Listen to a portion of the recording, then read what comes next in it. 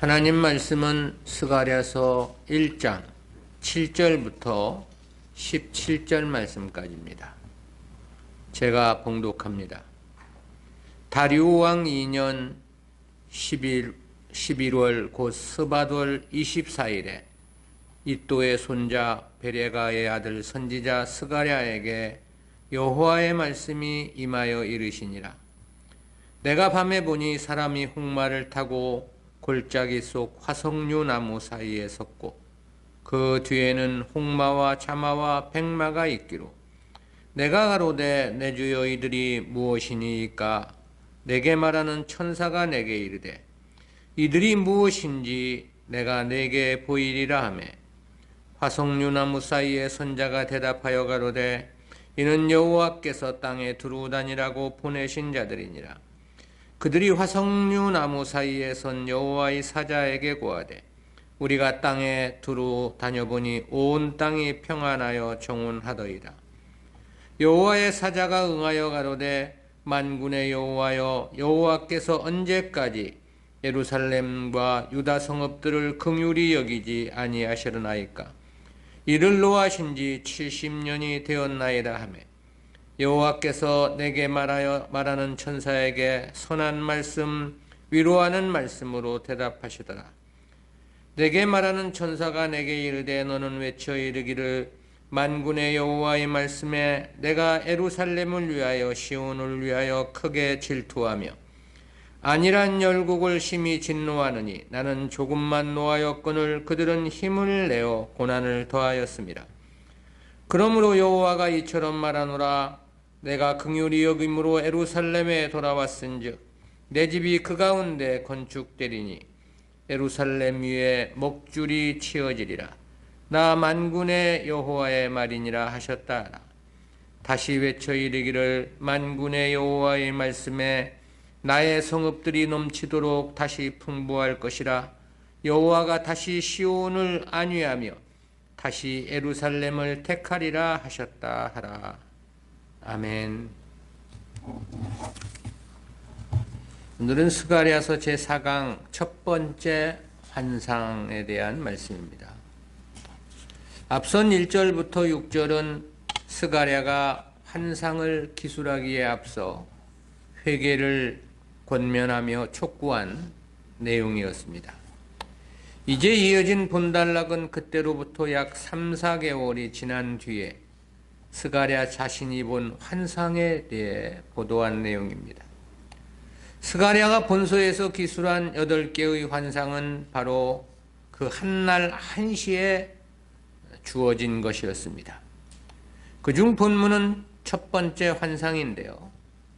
이에 대한 7절부터 17절은 그 대지가 5으로 구분이 되는데요. 그중 오늘은 세 번째 대지까지만 살펴봅니다. 첫 번째는 환상을 본 시점 명기입니다. 7절이죠. 다리오 왕 2년 11월 곧 스바돌 24일에 이또의 손자 베레가의 아들 선지자 스가랴에게 여호와의 말씀이 임하여 이르시니라. 스가랴는 환상을 본 시점에 대해서 다리오 왕 2년 11월 곧 스바돌 24일이라고 했습니다. 성전 재건이 시작된 시점은 다리오 왕 제2년 6월 24일이었습니다. 그러니까 그때로부터 치면 정확히 5개월이 지난 시점이라고 말할 수 있습니다. 태양력으로 계산하면 BC 519년 2월 15일경이 됩니다.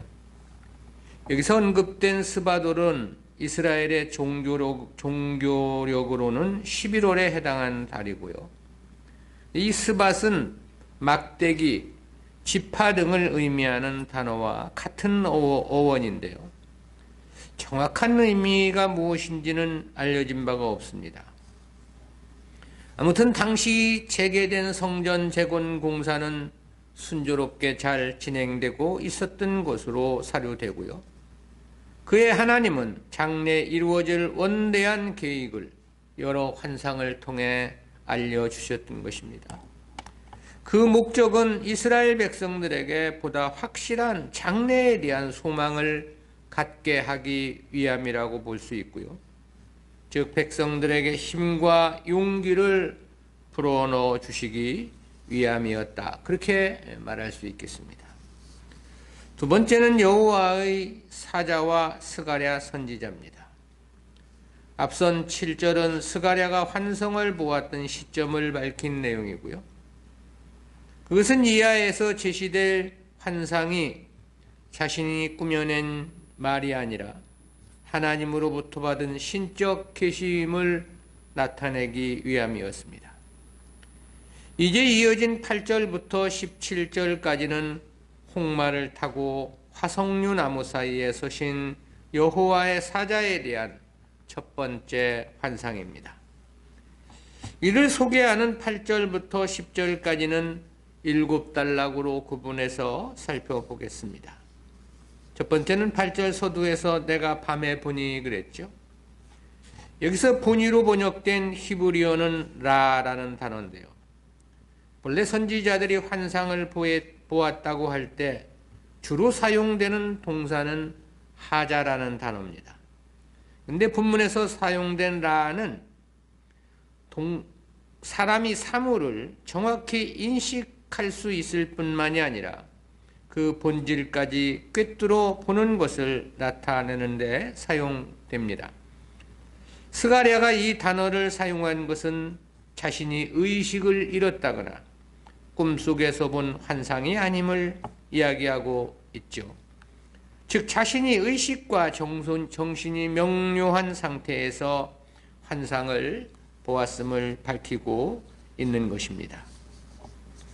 두 번째는 8절 중반절에서 사람이 홍마를 타고 골짜기 속 화석류 나무 사이에 섰고 그랬습니다. 이 밤의 환상 중에 스가랴의 눈에 가장 먼저 들어온 것이 홍마를 탄 사람이었습니다. 여기서 사람에 해당하는 히브리어 위시는 단수인데요. 그렇다면 한 사람이 홍마를 타고 있었다는 것이 되겠죠. 그가 누군가에 대해서는 아래 9절과 11절에서는 천사라고 소개를 했는데요.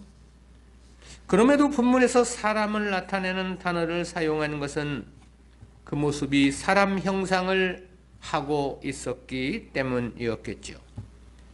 이런 경우는 구약 성경에서 종종 등장하는 현상입니다. 그리고 여기 한 가지 더 기억해야 할 중요한 사안이 있는데요. 그것은 구약 성경에서 많은 경우 여호와의 사자는 여호와 자신을 나타내기도 한다는 거고, 또한 제2위이신 성자 하나님으로도 나타내주는 말씀들이 있다는 것입니다. 본문에서는 그리스도를 가리킨 것으로 보여집니다. 홍마를 탄 사람은 골짜기 속 화석류 나무 사이에 서 있었다고 그랬죠. 여기서의 골짜기는 예루살렘 성과 감람산 사이에 있는 기드론 골짜기일 것이라고 학자들은 추정을 합니다. 이 골짜기에는 화석류 나무가 많이 있었다고 그러는데요. 화석류 나무는 진초록의 타원형 잎에다 흰색이나 분홍빛의 꽃을 피우고 거무스름한 긴 열매를 맺는다고 그럽니다. 그러면서도 늘 푸른 관목으로 수리아나 팔레스틴이나 지중해 등지에서는 흔히 볼 수 있는 나무였다고 합니다. 이 나무는 초막절에 초막을 짓는 재료 가운데 하나로도 소개되고 있죠. 깊은 밤 산속 깊은 골짜기는 그야말로 칠흑 같은 어두움일 것입니다. 이는 지금 당시 이스라엘의 암울한 현실을 반영한 것이 분명합니다. 이어진 말씀의 문맥에서 보면 바벨론 포로 당시를 배경으로 이 말씀을 주고 있기 때문에 그런데요. 그런데 하나님의 사자가 붉은 말을 타고 거기에 서 있었다 그랬죠. 말은 늘 전쟁을 상징하는 거고요.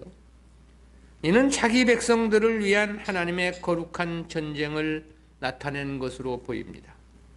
그리고 붉은색은 핏빛으로서 주님께서 대속을 위해 흘리실 보혈의 피를 상징함이라고 해석할 수 있습니다. 역시 그렇다는 것은 뒤에 이어지는 많은 내용들이 주님에 대한 예언으로 이어진다는 것이 그것을 말해줍니다.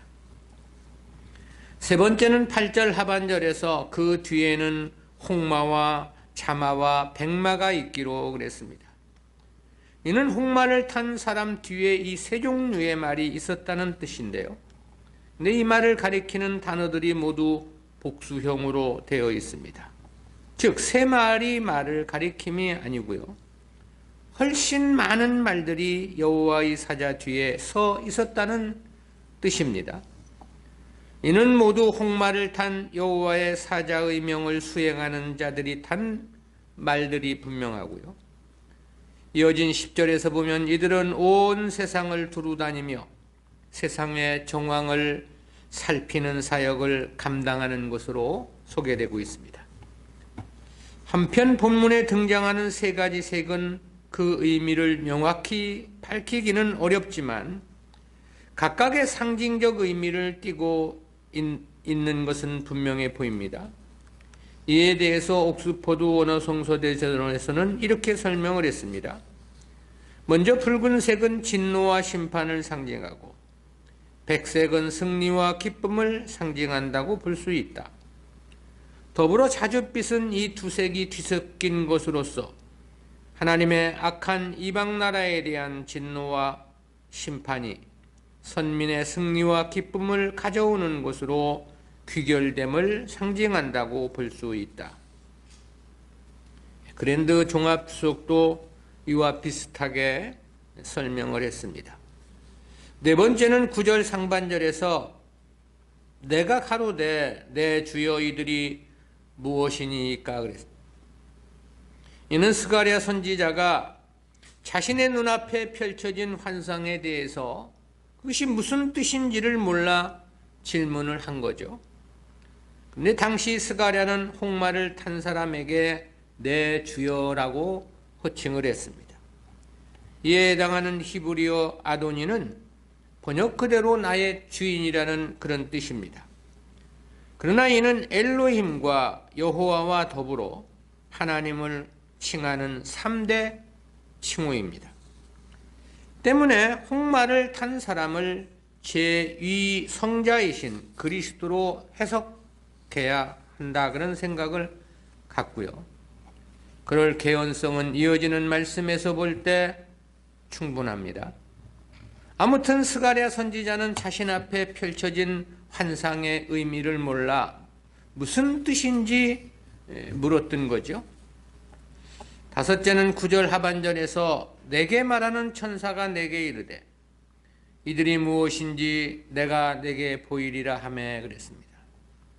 이는 홍마를 탄 여호와의 사자가 스가랴에게 환상의 의미를 설명해 준 부분이죠. 근데 앞에서는 사람이라고 호칭을 했지 않습니까? 근데 여기서는 천사라고 대답을 했습니다. 호칭은 다르지만 동일한 존재임은 명백합니다. 한편 본문에서는 주어인 내가란 단어가 강조되고 있는데요. 이는 환상의 해석을 전하는 주체가 하나님의 천사라는 사실을 강조하는 것입니다. 그리고 내게 보이리라에 해당하는 히브리어 아르에카의 원형 라는 8절에서의 내가 보니라는 단어의 원형과 똑같습니다. 즉 스가랴 선지자는 홍마를 탄 사람에게 질문을 한 것이고 바로 그가 가르쳐 줄 것을 답변한 것이죠. 여섯째는 10절 상반절에서 화석류 나무 사이에 선자가 대답하여 가로되 그랬습니다. 여기서 이 화석류 나무 사이의 선자는 8절의 홍마를 탄 자지요. 즉 9절에서 스가랴에게 답변한 천사와 동일 인물입니다. 그렇다는 것에서 보면 이 사람을 뜻하는 명사 이시가 정관사 하와 더불어 사용이 됐습니다. 여기서 정관사가 사용되었다는 것은 바로 앞에 홍마를 탄 바로 그 사람을 가리키는 역할을 하고 있는 거죠. 일곱째는 10절 하반절에서 이는 여호와께서 땅에 두루 다니라고 보내신 자들이니라 그랬습니다. 이는 화석류 나무 사이의 선자가 홍마와 자마와 백마가 무엇인가를 밝혀준 내용입니다. 그에 대해서 여호와께서 땅에 두루 다니라고 보내신 자들이라고 했는데요. 여기서 이 땅에로 번역된 히브리어 바레츠의 원형 에레츠는 흔히 하늘과 대비되는 땅을 지칭하는 단어입니다. 본문에서는 모든 세상을 포괄하는 의미로서 사용이 됐습니다. 그리고 보내신으로 번역된 샬라흐라는 단어는 어원상 누군가가 자기를 대신할 사람에게 중대한 임무를 부여하여 구체적인 장소에 파견하는 것을 나타내는 동사입니다. 그러니까 이는 땅을 의미 없이 배회한다는 그런 뜻이 아니고요. 하나님께서 명하신 어떤 중대한 임무를 수행코자 곳곳을 관찰하는 임무를 띈 자들임을 나타내주고 있는 것입니다.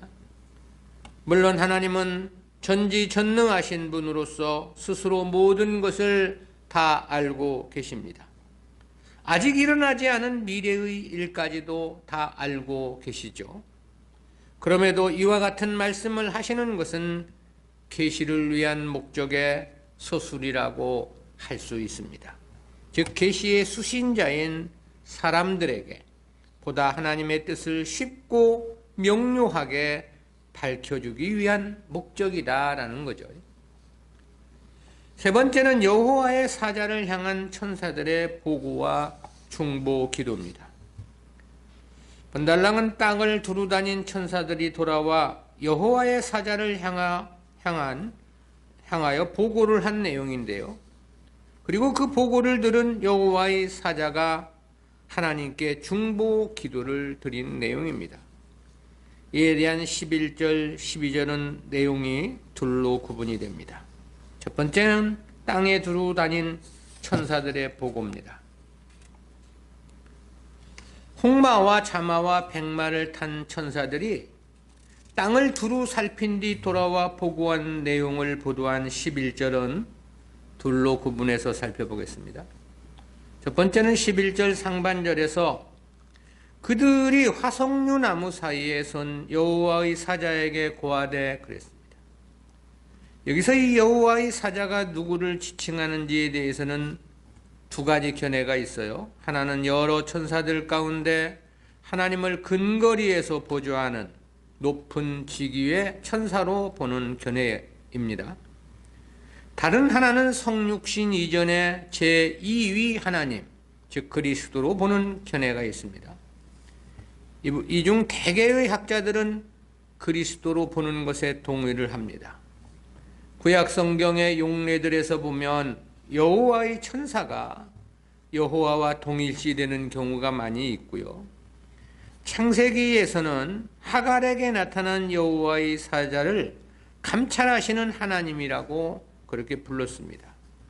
사사시대 기드온에게 나타나신 여호와의 사자 역시 하나님과 동일시 되었고요. 또 사사시대 삼손의 부모에게 나타난 그 여호와의 사자 역시 하나님과 동일시 되었습니다. 때문에 본문의 여호와의 사자 역시 불가견적 존재였던 제2위 하나님이시었던 성자의 현현으로 이해하는 것이 합당해 보입니다. 두 번째는 11절 하반절에서 우리가 땅에 두루 다녀보니 온 땅이 평안하여 정온하더이다 그랬습니다. 이는 온 땅을 두루 다닌 천사들이 여호와의 사자에게 보고한 구체적인 내용입니다. 그들은 온 땅이 평온하고 정온하다고 그랬습니다. 여기서 이 평안하여로 번역된 요세베트는 어원상 사람이 자리에 앉아 있거나 한 장소에서 장기간 거주하는 상태를 나타내는 동사입니다. 본문에서는 능동태 분사형으로 사용되어 흔들림 없이 안정적인 상태를 계속 유지함을 강조합니다. 그리고 정운하더이다로 번역된 외시오 카테트라는 단어는 모든 일을 끝내고 평안히 휴식을 취하는 상태를 나타내는 동사입니다. 용례를 보면 치열했던 전쟁이 완전히 그친 상태나 외적의 침입이 없이 태평성대를 누리는 상태 등을 나타내는 단어입니다. 이것이 어느 시대를 가리키는가에 대해서는 대다수 학자들이 바사가 근동 지역을 통치했던 당시 시대를 가리키는 것으로 그렇게 이해를 합니다. 근데 이어지는 말씀에서 보면 실제 이 평안이라는 것은 바사 시대의 평안을 가리키는 것은 아닌 것으로 보이고요.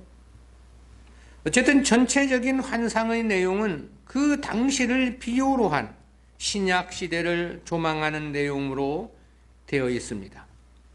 그것은 세 번째 환상인 2장 11절에서 그날에 많은 나라가 여호와께 속하여 내 백성이 될 것이요 라고 말씀하고 있기 때문입니다.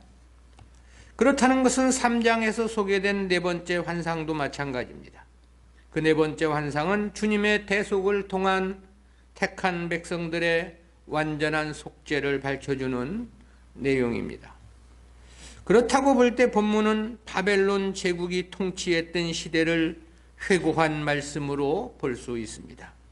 왜냐하면 이어지는 12절 내용에서 보면 유다 백성들은 태평성대가 아닌 것으로 언급하고 있기 때문입니다. 여기서는 평안하다는 말이 무슨 뜻일까? 생각 같아서는 평안해서는 안 되는데 평안하다고 생각하고 있는 것이 아니냐, 그런 생각이 들어집니다. 하나님 백성들이 이방 땅에 살면서 평안하다는 것 자체가 그것은 자신들의 본질을 잃어버린 상태라고 말할 수 있기 때문에 그렇습니다. 어쨌든 그러기에 이어진 15절에서는 오히려 유다 백성들에게 하나님이 고난을 더했음을 밝히고 있습니다. 물론 이와 같은 문제는 그렇게 중요한 것은 아닙니다. 바벨론 통치 시대를 배경으로 하든 아님 바사 제국 시대를 배경으로 하든 결국 선민을 위한 메시지로 이어지는 것은 똑같은데요. 그러나 이어지는 말씀에서 보면 바벨론 포로 시대를 말씀하고 있는 것은 명백하다라는 것이죠. 두 번째는 여호와의 사자의 중보 기도입니다. 본문 12절은 세상을 두루다닌 천사들의 보고를 받은 여호와의 사자가 하나님께 중보 기도를 드린 내용입니다. 이 내용은 셋으로 구분해서 살펴보겠습니다. 첫째는 12절 상반절에서 여호와의 사자가 응하여 가로되 그랬습니다. 여기서 응하여로 번역된 히브리어 와이야는 여호와의 사자가 천사들의 보고를 바탕으로 하나님께 기도를 올린다는 뉘앙스를 나타냅니다. 두 번째는 12절 중반절에서 만군의 여호와여 여호와께서 언제까지 예루살렘과 유다 성읍들을 긍휼히 여기지 아니하시려나이까 그랬습니다. 천사들은 온 땅의 평안함을 보고했습니다. 그런데 여호와의 사자는 예루살렘과 유다 성읍들을 긍휼히 여기지 않으시는 것으로 그렇게 기도를 한 거죠. 이에 대해서 학자들은 당시 예루살렘의 주변국들이 유다 백성들을 학대하며 착취한 내용으로 해석을 하던데요. 물론 그럴 수도 있을지 모르겠습니다. 그러나 학계서에서 보면 이 당시의 귀한 민들의 삶의 피폐는 대개가 하나님 주도하에 이루어진 징계의 일환이었습니다. 그러므로 본 환상의 시대적 배경은 과거 바벨론이 유다 백성들을 학대한 사실을 회고한 것으로 해석함이 보다 합당해 보입니다. 그것은 이어진 말씀에서 볼 때 분명합니다. 셋째는 12절 하반절에서 이를 노하신 지 70년이 되었나이다 하매 그랬습니다.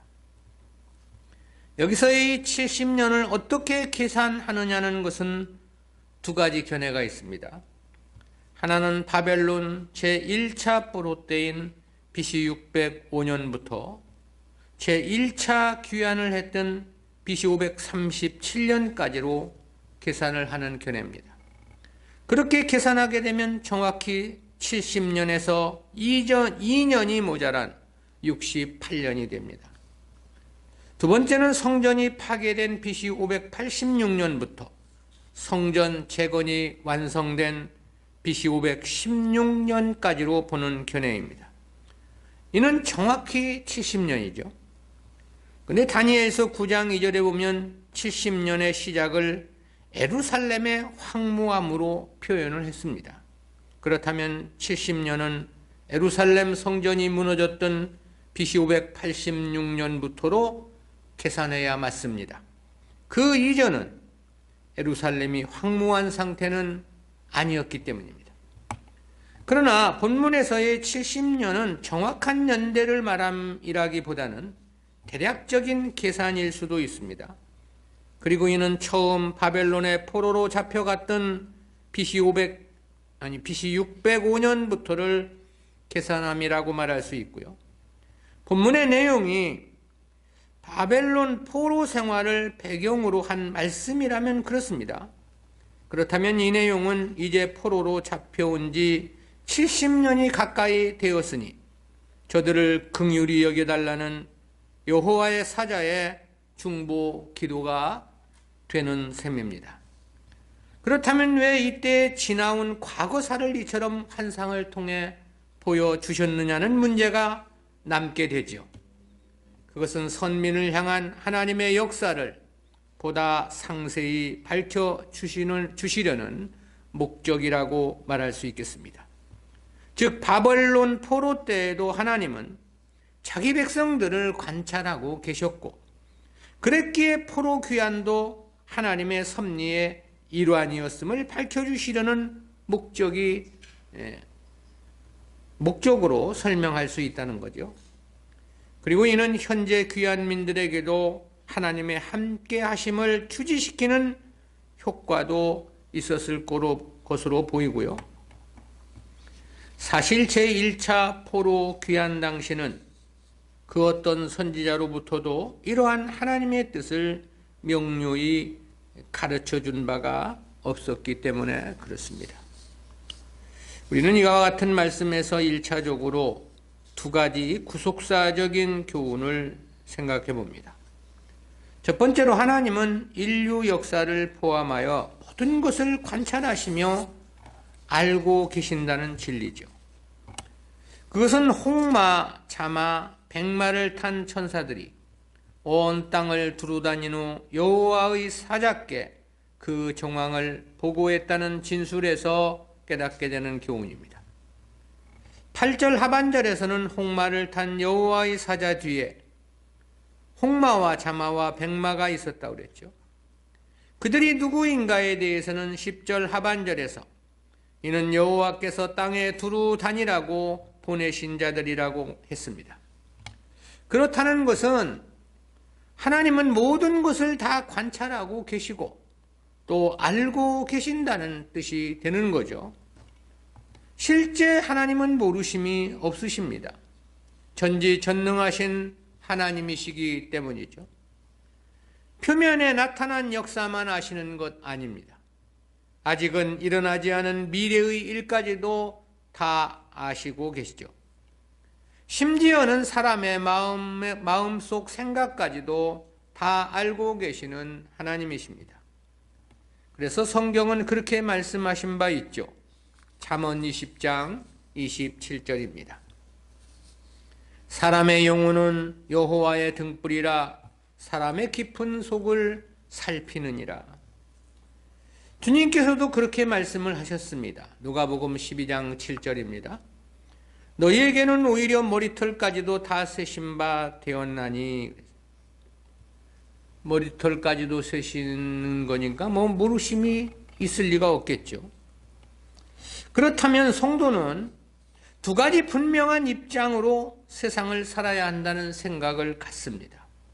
하나는 신앙생활과 관련해서 어찌하든 하나님께서 기뻐하시는 삶을 살아야 한다는 거죠. 결과적으로 하나님은 다 아실 것이기에 바르게 산 것만큼 보상은 틀림없이 주어질 것이기 때문입니다. 그리고 다른 하나는 세상 것과 관련해서 그 어떤 것이라도 염려하거나 두려워할 것은 없다는 거죠. 왜냐하면 하나님께서 다 아시고 계시기 때문입니다. 모든 역사는 하나님의 주권하에 있습니다. 참새 한 마리가 땅에 떨어지고 매매되는 일까지 하나님의 주권적 섭리 안에 있다고 주님은 말씀하신 바 있죠. 그러기에 마태복음 8장 26절에 보면 배가 뒤집어질 정도의 거센 풍랑에 제자들이 두려워하자 어찌하여 무서워하느냐 믿음이 적은 자들아 라고 말씀하신 바 있습니다. 주님의 명을 따라 바다 위를 걷던 베드로가 파도에 휩쓸려 빠져갈 때 그가 비명을 지르자 주님은 믿음이 적은 자여 왜 의심하였느냐고 지적하기도 하셨습니다. 떡이 없음을 염려하는 제자들에게는 믿음이 적은 자들아 어찌하여 떡이 없음으로 서로 의논하느냐고 마태복음 16장 8절에서 말씀하기도 하셨죠. 이와 같은 말씀의 원리에서 보면 사실 어떤 경우라도 성도들은 두려워할 것은 없는 거죠. 그 이유는 하나님을 사랑하는 모든 자들에게 그 모든 것들이 합력하여 선을 이룰 것이기 때문에 그렇습니다. 따라서 성도는 한 움큼의 밀가루뿐이라 할지라도 크게 염려할 필요는 없는 것입니다. 오직 믿는 일만 걱정하면 되는 거죠. 생활비 전체가 두렵돈 뿐이라도 걱정하지 않아도 됩니다. 오직 주님 바른 섬김에만 정신을 바짝 차리면 되는 거죠. 주님 기뻐하시는 일에만 열심을 내면 되는 것입니다. 그 외의 천하만사는 걱정 근심할 이유가 없다는 것입니다. 하나님께서 이미 다 알고 계시기 때문인 거죠. 모든 역사, 사건, 환경들이 다 합력하여 성도들에게 유익된 결과만을 가져다 줄 것이기 때문에 그렇습니다. 두 번째는 성도는 당면한 현실에만 집착하지 말고 보다 원대한 하나님의 뜻을 마음에 품고 살아야 한다는 교훈입니다. 이는 스가랴에게 보여주신 8가지 환상을 통해서 생각해보는 교훈인데요. 당시 귀환민들이 처한 현실은 매우 피폐했다고 그랬습니다. 특히 당시의 비판은 하나님의 징계에 의한 것이었습니다. 그 이유에 대해 학계 선지자는 자신들은 반벽한 집에 거하면서 황무한 하나님의 성전은 방치했기 때문이라고 지적을 했죠. 그런데 그러한 상황에서 학계 선지자의 권고에 따라 성전 재건이 시작되었던 거죠. 그야말로 심히 어려운 가운데서 하나님의 뜻에 순종하고자 모두가 자기 일을 제쳐두고 성전 재건을 위한 노동에 동참했던 것입니다. 그의 하나님은 본문 스가랴 선지자를 통해서 그들을 위로하고자 8가지 환상을 보여주셨던 것입니다. 그런데 그 8가지 환상의 궁극적인 뜻은 메시아에 대한 도래와 이방으로 확장될 신약 구속사와 관련된 내용이었습니다. 어찌 보면 이는 당시 귀환민들과는 아무런 상관이 없는 먼 훗날의 역사였습니다. 500년에서 600년 이후에나 있게 될 역사에 대한 예언이었다는 거죠. 주님의 대속이 당시 이들의 실생활에 무슨 도움이 되었겠느냐는 생각을 해봤습니다. 실로 현실적으로는 아무런 의미가 없는 메시아일 수도 있습니다. 그것이 돈이 되는 것도 아니었던 거죠. 그렇다고 양식이 되는 것도 아니었습니다. 생활에 보탬이 되는 것과는 무관한 일이었다라는 거죠. 또한 자기 시대에 이루어질 일도 아니었던 것은 틀림이 없습니다. 그러나 다시 한번 돌이켜 생각해 보면 이와 같은 예언은 하나님 백성들에게만은 그야말로 가장 큰 축복의 메시지였던 것만은 분명한 거죠. 가장 큰 위로의 말씀이기도 하고 가장 큰 힘이 되는 하나님의 말씀이라고 할 수 있습니다. 왜냐하면 여기에는 하나님은 절대 자기 백성을 버리지 않으실 것이라는 의미가 함축되어 있기 때문입니다. 하나님의 구원 역사는 필연적으로 완성될 것이라는 의미가 함유되어 있는 것입니다. 이 문제는 당시 귀한 민들에게도 목숨보다도 더 중요한 자기들과 직접 연관된 문제 역시 명백하기 때문입니다. 사실 중요한 것은 재물의 있고 없고의 문제가 아닙니다. 좀 평안하고 조금 평안치 못한 것 역시 중요치 않습니다. 90년을 살았느냐 100년을 살았느냐 전혀 중요한 거 아닙니다. 유행가 부초 같은 인생이라는 유행가가 있던데요. 그 가사에 보니까 1000년을 살리오 몇백 년을 살다 가리오라는 가사가 있던데요. 인생이라는 것이 그저 물결 치는 대로 흐느적대며 물에 떠 사는 물풀처럼 별것 아님을 노래한 듯 싶습니다. 실제 인생이란 별거 아닌 것입니다. 잠깐이면 모든 것이 끝이 나고 마는 거죠. 그러기에 무엇보다 중요한 것은 하나님의 뜻의 성취인 거죠. 하나님의 나라 영생의 복이 너무너무 중요하다라는 것입니다.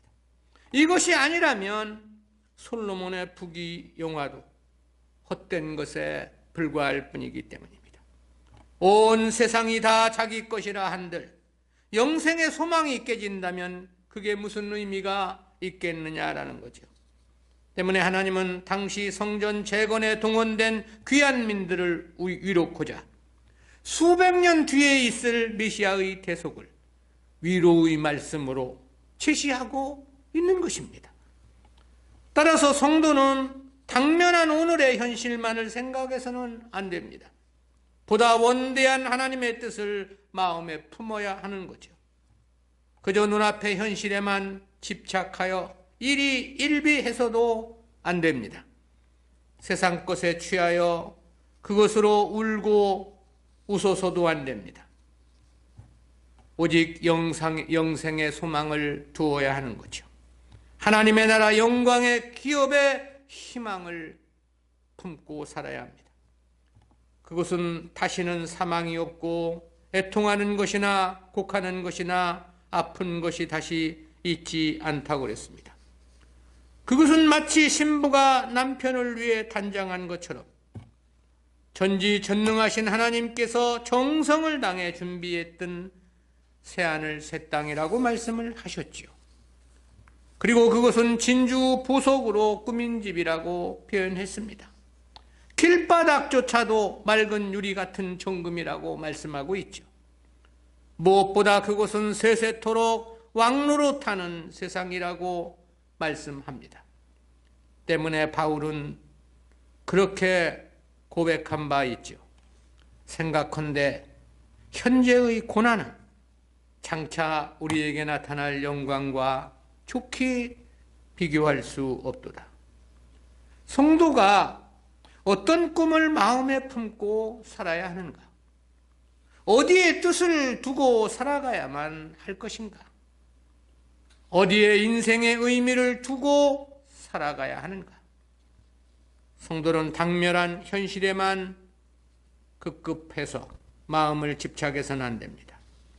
보다 원대한 하나님의 뜻을 마음에 품어야 하는 것이죠. 믿음의 승리는 오직 그와 같은 마음에서만 가능한 까닭인 것입니다. 오늘을 바라보지 말고 내세를 바라볼 수 있는 눈을 떠야 하고 현실보다는 영생의 비전을 두고 살아가야 한다. 기도합니다. 사랑의 하나님 은혜 감사합니다. 오늘도 스가랴 선지자를 통해서 이스라엘 백성들을 위로해 주시는 귀한 말씀을 통해 우리들을 향하신 하나님의 뜻을 보다 바르게 깨달을 수 있는 은총 허락해 주심 진실로 감사합니다. 하나님은 모든 것을 아시기에 우리가 세상에 대하여 이것저것을 염려할 것 없는 것이며 오직 하나님 기뻐하시는 일, 주님 뜻에 순종으로 살아가는 삶에만 마음을 집중하며 살아가면 된다는 귀한 교훈 깨닫게 해주심 진실로 감사합니다. 오늘이라는 당면한 현실에만 집착하지 말고 원대한 하나님의 세계를 바라보며 영원한 하나님 나라의 소망을 두고 살아가는 우리 모두가 될 수 있도록 주여 은혜 위에 은혜를 더하여 주옵소서. 감사드리옵고 예수님의 이름으로 기도드리옵나이다. 아멘.